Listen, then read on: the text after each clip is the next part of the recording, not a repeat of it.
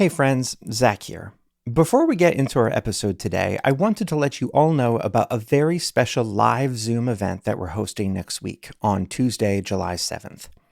As you'll hear shortly, today's episode features an interview with Quaker historian Max Carter about some of the surprising ways that Quakers influenced the foundations, laws, and culture of the United States. You may also notice that this is a huge topic for a half hour, so we didn't have time to get into some of the messy complexities of that relationship, such as Quakers' role in the slave trade and William Penn's complicated relationship with the Native Americans. So, we are hosting a deeper dive on Zoom on July 7th at 7 p.m. Eastern Time. Max will be going even further into these surprising stories, sharing some new ones and answering your questions live. It's a perk exclusively for our podcast supporters, so if you've been waiting for the right time to become a monthly supporter, this is it. And if you can't make it to the live Zoom event, don't worry. We'll record the whole thing and share it with supporters afterward. If you are already a supporter, check your email for the registration information. And if you'd like to become a supporter, you can just go to quakerpodcast.com and click support in the top right corner. Thank you so much for making this show possible. And now, here's my conversation with Quaker historian Max Carter.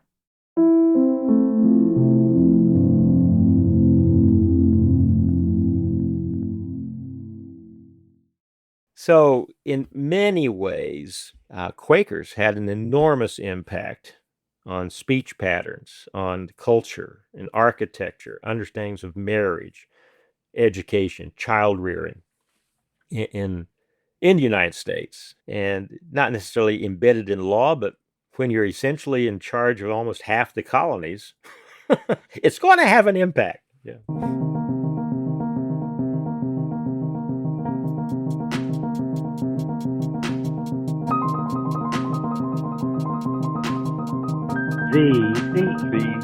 The Quaker Podcast.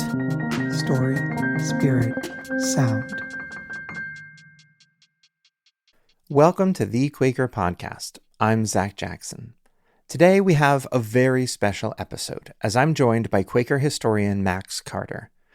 We are quickly coming up on the United States' 250th anniversary, and Max has been giving a series of lectures called How Quakers Invented America, which obviously caught our eye. So before we get into all of the details, Max, welcome to the show. Can you tell us a little bit about that provocative title? Well, many years ago, when I was gainfully employed at Guilford College, I became aware of a Quaker seminary professor and syndicated columnist, David Yount, who wrote a book called How the Quakers Invented America. I was not aware that we'd invented America. I thought America had existed for a long, long time, even before the Quakers. But that's a whole other thing. But I had David come down and speak at Guilford, and I got his book, and I was fascinated by his articulation of some of the ways that Quakers impacted the culture of what became the United States. And, he admitted that the title of the book was pretty much tongue-in-cheek. We didn't really invent America, but in very profound ways, Quakers had a very outsized impact on the legal structure of what became the United States, the lead up in many ways to the Revolution, and in cultural identity. And so when I've been speaking out and about on this 250th anniversary of the start of the Revolutionary War and the signing of the Declaration of Independence in 1776, I use that evocative title and admit that we didn't necessarily invent the United States. Okay, so got it. Quakers didn't all just get together one day and dream up this exclusively Quaker country, but you've argued that Quakers and Quaker values were far more central to the founding of this nation than most people might realize. And I might be biased because I live in Pennsylvania, but William Penn was a big part of that intentionality, right? Well, one of the major impacts on the culture and legal structure of what became the United States, of course, is William Penn's Holy Experiment in Pennsylvania. And I want to add that some Quaker historians have commented that Holy Experiment can be understood in two ways. When Penn received the charter for what became the colony of Pennsylvania from King Charles II in repayment of a debt owed by his father, to his father, that is, he described it as a holy experiment. And that's usually understood to be come to Pennsylvania and look at this experiment in organizing our political and religious and cultural life around Quaker understandings. But some say perhaps, given the fact back then that Quakers used the term experiment as experimentally, one new truth experimentally, which we would understand today as experientially. So in that understanding of the word, Penn may have been saying, come to Pennsylvania, where we have organized our life around these Quaker ideals, and experience that.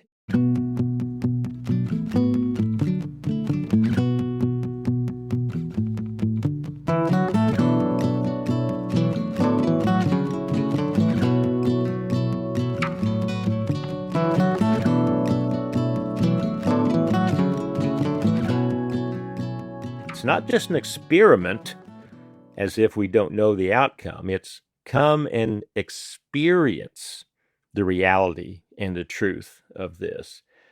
And so what was part of that holy experiment? Well, we can look at the frame of government written in 1682 as Penn organized that colony. And here are some of the main aspects of that frame of government. It was a representative government. It wasn't a monarchy. There wasn't a king. There wasn't divine right. It was free people met and chose how they would organize their life together. There were regular elections. There were laws that governed how they would live together. There was public education. You didn't have to be wealthy to provide your children with education. There in Philadelphia to this day, you've got William Penn Charter School, I think 1689. And then there was Friends Select School. William Penn Charter was a public school. Friends Select School was select for Quaker children. That's how it got its name. Both established in the same year. Courts of justice, where people were tried according to laws. There's this one wonderful story, possibly apocryphal, but we do know that Penn did not seek to have witches burned at the stake or hanged as they were in Salem. But there's this story of a witch brought before William Penn, people accusing her of witchcraft. And so the story goes, Penn said, "Is it true that you are a witch?" And she purportedly said, "Yes, I am." And Penn, again, supposedly said, "Well, is it true then that you fly around on a broom?" And she responded, "Yes, I do." To which Penn, again, probably apocryphally, replied, "We have no law against it."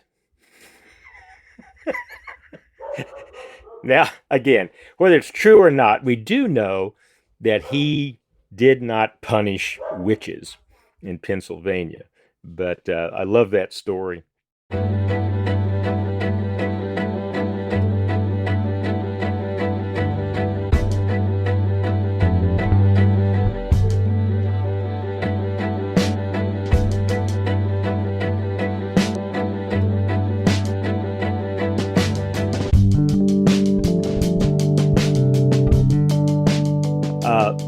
Other laws from the frame of government. Taxation only by law, not just at the whim of a monarch who would impose tariffs, sorry, without legal permission to do so. Prompt and fair justice, habeas corpus. Again, that probably goes back to William Penn and William Meade's experience in the 1660s,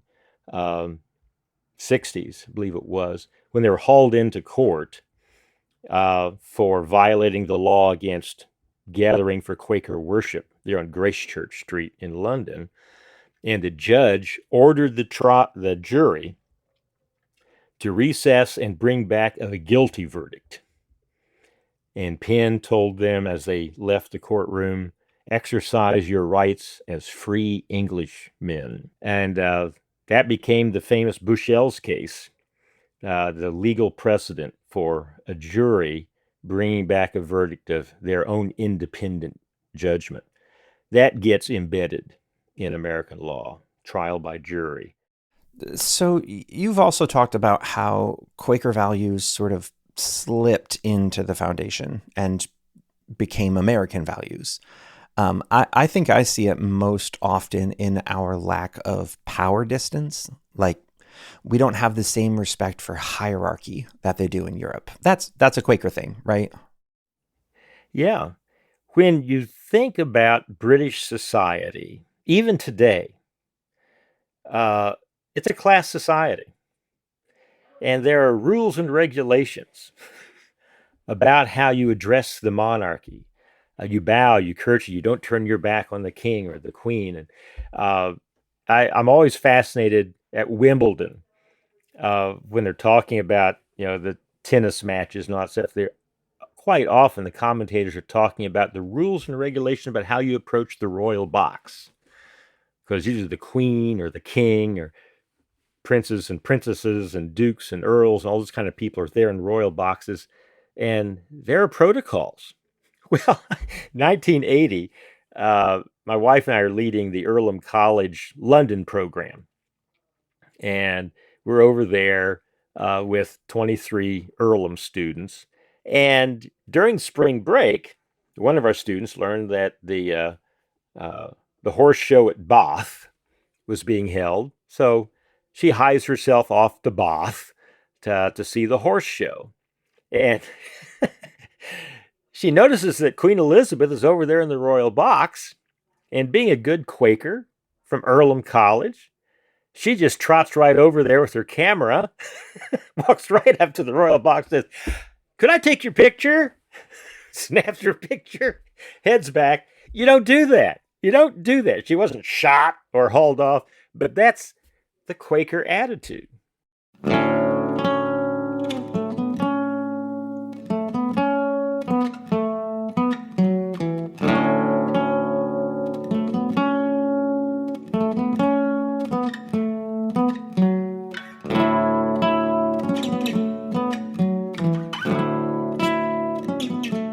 Quakers were in charge of almost half the original American colonies. Several terms of government, I think 36 or so in Rhode Island, Jersey, both East and West Jersey, of course, Pennsylvania, Delaware comes out of Pennsylvania, the Carolinas, what became North and South Carolina, was Quaker colonies, Quaker assemblies, Quaker governors, Quaker constitutions. And the people who filled those colonies, at least the Quakers, came from areas in England and Scotland that had certain patterns of speech, very plain, direct speech. And the Quakers brought their speech styles, plain, direct, honest, their understanding of uh, yeah, honesty in the marketplace, single price, we don't haggle, their plain dress, their lack of obeisance to authorities, their understanding of marriage is based on love and not for political advantage or to maintain certain lines or to create houses of importance. You married for love and you raised children uh, with love and you treated them as also little adults, not to be seen and not heard, but they're important little adults here. Uh, in education, important both for boys and girls, and those sorts of influences, as well as simplicity in construction. Look at the meeting houses, look at the kind of houses Quakers built. And you look at some of the houses built in Virginia and Boston and South Carolina, these mansions, these huge pieces of ego. The Quaker style of architecture, you can see all through Southern Virginia into North Carolina, back up into the Midwest. Two-story white frame house, central hallway, rooms on either side, two chimneys, very plain. So, in many ways, Quakers had an enormous impact on speech patterns, on culture and architecture, understandings of marriage, education, child rearing in the United States, and not necessarily embedded in law, but when you're essentially in charge of almost half the colonies, it's going to have an impact. Yeah.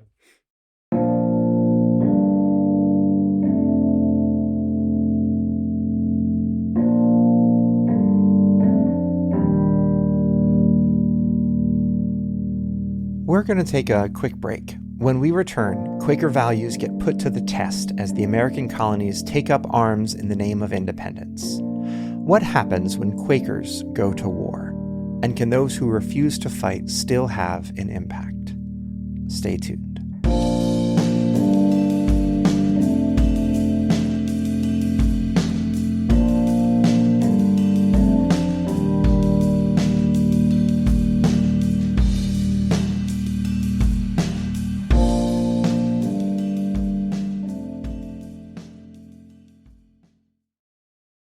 Hey friends, you may have heard us mention World Quaker Day, which will be on October 4th, 2026. This year, the Friends World Committee for Consultation is planning a massive global online worship meeting themed Let Peace Be Among Us. The worship is planned to begin at 1400 UTC and to last for at least 8 hours, with each hour dedicated to a part of the world where prayers for peace are particularly needed. Two of these places include Cuba and the Middle East, whose yearly meetings have been indefinitely canceled as a direct result of injustice and war. The plan is to reach across many time zones, from the Americas to New Zealand. Come for 1 hour or come for all. Find everything you need to take part, including worship prompts, a poster, and peace-themed music at worldquakerday.org. That's worldquakerday.org. And now, back to the show. So, in your talks, you mentioned Thomas Paine quite a bit. And for our listeners who might not be familiar, Paine was a prolific writer during this period. His pamphlets, I'm thinking Common Sense is probably the one that people most widely know, are credited with both sparking and fueling the American Revolution. Many of his ideas would frame the public discourse as America was getting started. He took these big ideas that were coming out of the universities among social philosophers, and he made them palatable for everyday folks. He spoke their language. I know that he was not a practicing Quaker, but a lot of his ideas came from Quakerism, right?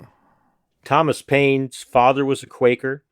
He was raised in England and came to America in 1774. So pretty late in the game. where he became friends of Benjamin Franklin, Benjamin Rush, and his book, Common Sense, of course, I also remember from my high school U.S. history books, had an enormous impact on the revolutionary cause. Uh, he believed, and again, some historians trace this to his Quaker upbringing. He believed that people are sovereign, not a monarch. That individual freedom, again, authority, that Quaker understanding of where does proper authority come from. Here again, that kind of Quaker understanding of the world made new, which you see in the early Quaker emphasis on the inward apocalypse, that new world order had come in their own inward understanding, and that would eventually come in its outward form. And what Paine sought was what some have described as a secularized version of Penn's Holy Experiment.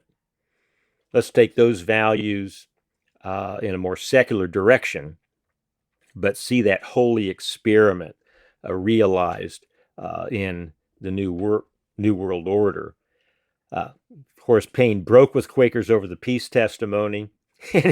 And now here, importantly, he had an understanding that I've heard Quakers today articulate in looking at a world kind of gone crazy, where the United States takes up military action against the evil empire or evil elsewhere. And Paine articulated the same thing I've heard Quakers today say in justifying going to war. And here's Paine's quote: "Unless the whole world lay aside its arms, I take up my musket." Now, again, I have heard very good Quakers say that ideally, the Quaker peace testimony should be followed.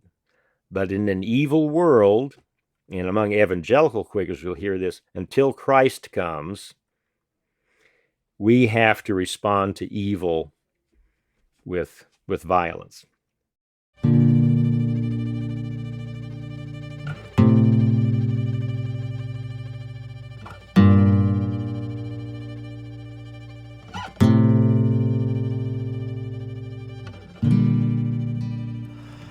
Max, you were on an episode of the podcast earlier this season called Are Quakers Pacifists? And we talked a lot about how the Quaker peace testimony is more complicated than just don't be violent.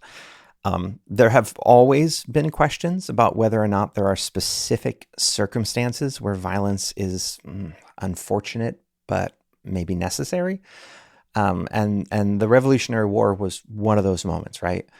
I'm wondering how a people who are generally committed to nonviolence approached a war like this. When you look at Quakers, though, during the Revolutionary War, of course, the vast majority choose not to take up the musket. And I don't know how Bill Cachetis comes up with these numbers that he made. I don't know where he gets them, but he said that at the time of the Revolutionary War, there were between 120,000 and 150,000 Quakers in the colonies. Of those, only 1,276 were disowned for their participation in the Revolution. And he goes on to say 758 of them for fighting, 239 for paying taxes and fines to the colonial government, 125 for taking a loyalty test, 69 for assisting the war effort in some way, 32 for pursuing public office, and 42 disowned for various celebratory activities or watching drills or otherwise, being happy about what was going on. I don't know where he gets these numbers, but I trust Bill. So anyway, 1,276 out of between 120,000 and 150,000, is not a lot. But we did get the free Quaker movement out of that. And the free Quakers took that Quaker understanding of authority and said, the light in our consciences is just as valid as the light in your consciences. And the light in our consciences leads us to, Thomas Paine's understanding is maybe a short-term war leads to a long-term peace. And that the Lamb's War that early Quakers talked about, the first generation of Quakers, is for a transformation of the world. And isn't that what we're trying to do? Transform the world, that secularized version of the holy experiment. It's a realized eschatology. So in their understanding, they were being true to that Quaker belief in the Lamb's War leading to a transformation of the world, but in short-term war methods.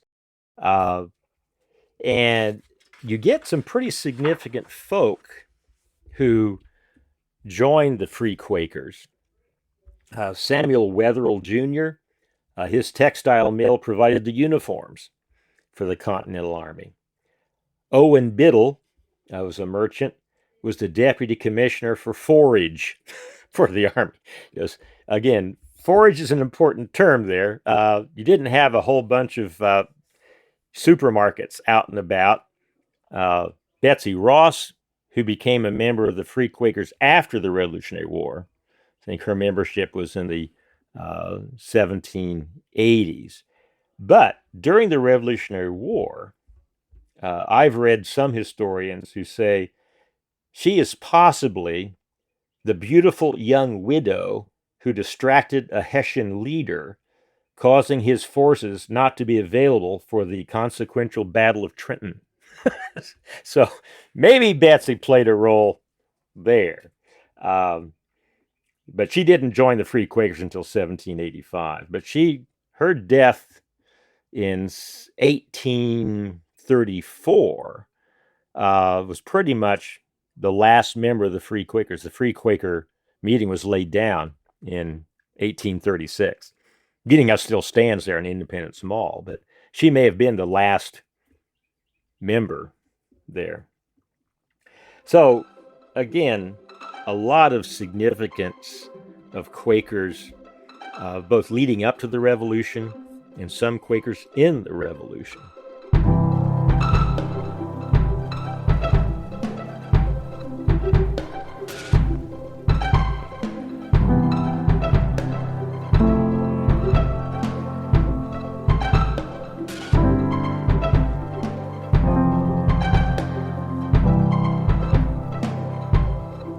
At the same time, just down the road at the Center Friends meeting, Matthew Osborne, who was an expert gunsmith. Quakers had about 19 gun shops here because in the 1700s you had to keep critters out of the cornfield, put meat on the table, and Quakers were expert gunsmiths. Their integrity and their precision made their rifles very popular. It's known as the Jamestown rifle from the many gunsmiths around the Jamestown area here. Matthew Osborne was one of those expert Quaker gunsmiths. And after the Battle of New Garden, Guilford Courthouse, when he learned that one of his neighbors who had purchased one of his rifles had used it in that fighting, Osborne went back to him, purchased the rifle from him, went home and broke it so it would never be used to take human life again. So you have, again, the complexity of Quaker response and how people related to what was a devastating war here. When Battle of New Garden was fought around the meeting house, the Friends of New Garden had already determined they need to build a larger meeting house. It'd become a huge center of Quakerism in North Carolina. They'd outgrown their meeting house. Well, they had cut down trees. They had sawed the lumber. They had wood lumber ready to build a larger meeting house when the war broke out. Those boards were used, scattered throughout the graveyard after the meeting house was used. The field hospital was chock full of the wounded to lay wounded soldiers on who bled out on this lumber.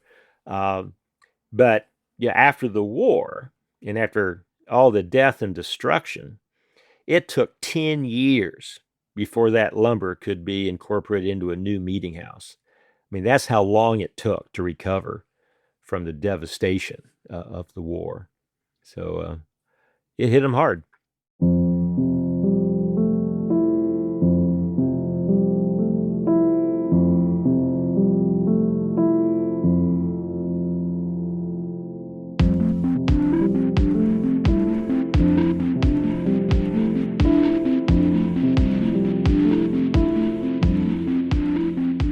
Max, as we're wrapping up, I wonder if you have any thoughts about the future of America. How would you like to see Quaker values reflected in our modern times and into the future? I would love to see some of those early ideals of no kings, for example, re-emphasize that in America, we don't have kings. We don't have a monarchy. We don't have the kind of loyalty demanded of leadership that we're beginning to see now.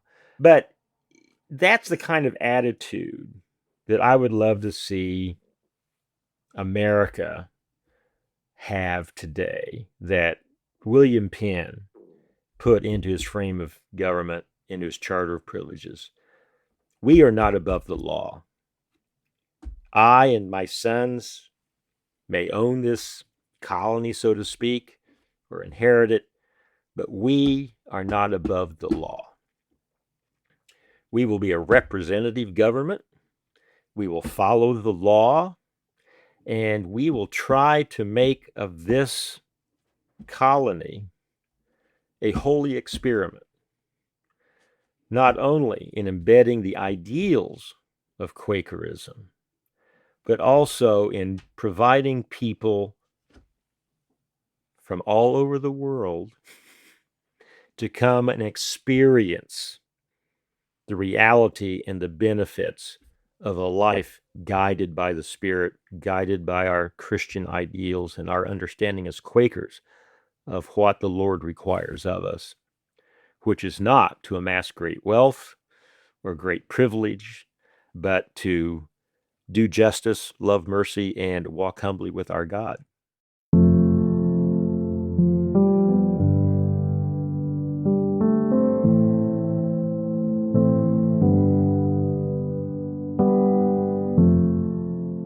Max, I just want to say a huge thank you for taking the time to share a little bit of the fascinating history of this nation and all of the ways that Quakers influenced its founding.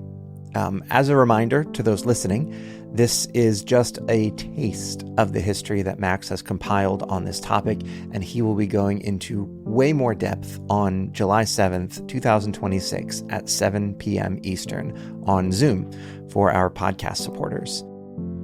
If you'd like to become a monthly supporter, you can go to quakerpodcast.com/support, and we'll send you a link to the event and a recording afterwards. That's quakerpodcast.com/support.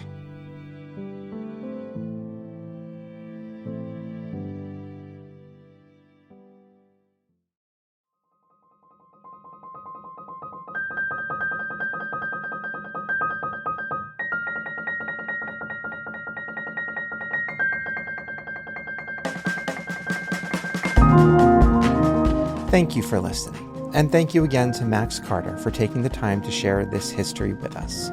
For discussion questions and a transcript of today's episode, make sure you check out quakerpodcast.com, and while you're there, be sure to subscribe so you don't miss a thing. This episode was hosted, produced, and edited by me, Zach Jackson. John Watts wrote and produced the music. The Quaker Podcast is a part of the Quaker Project. We are a nonprofit Quaker media organization dedicated to giving Quakerism a platform for the 21st century. If you like what we're up to, please consider becoming a monthly supporter. In addition to the live event on the 7th, there's also plenty of extra content for supporters that we're adding to regularly. You can go to quakerpodcast.com and click support in the top right corner. And now, your daily Quaker message, as read by Grace Gunglewski. True godliness does not turn men out of the world, but enables them to live better in it, and excites their endeavors to mend it, not hide their candle under a bushel, but set it upon a table in a candlestick. William Penn, 1682, No cross, no crown. To get Quaker wisdom in your inbox every day, go to dailyquaker.com. That's dailyquaker.com.